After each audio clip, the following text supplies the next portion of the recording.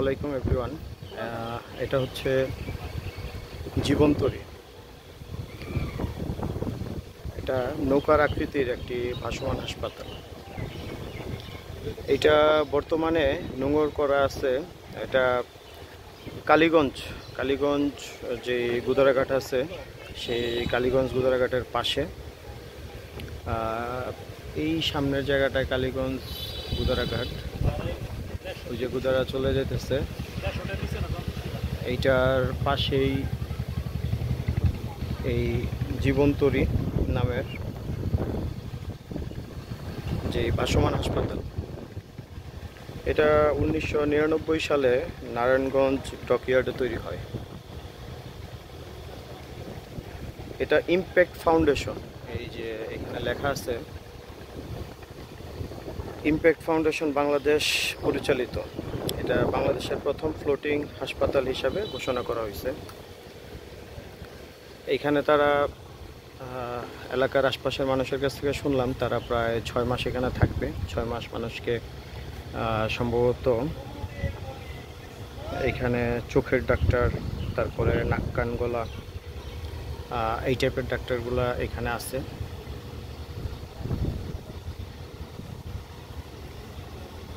এর আকার প্রায় 40 মিটার দৈর্ঘ্য এবং 10 মিটার প্রস্থ।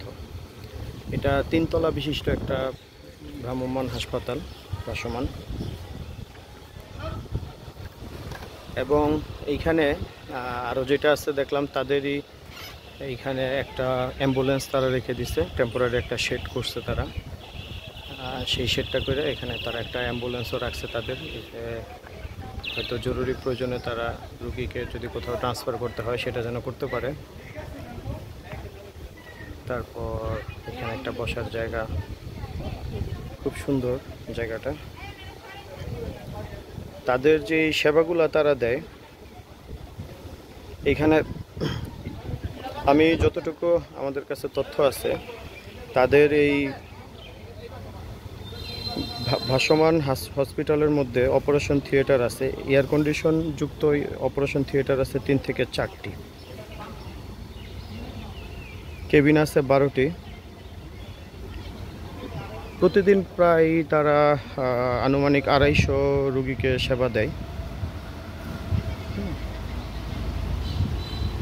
এটা বর্তমান পর্যন্ত প্রায় 30টি, আনুমানিক 30টি জায়গায় বিভিন্ন নদীর তীরে প্রায় 4 লাখ থেকে 7 লাখ রোগীর চিকিৎসা সম্পাদন করে এই সোনারতরী ভাসমান জাহাজ।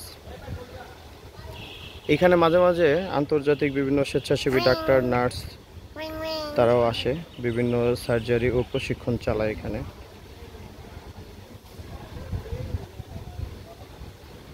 এটা খুব সুন্দর লাগলো, আজকে আমরা এটা দেখতে আসলাম,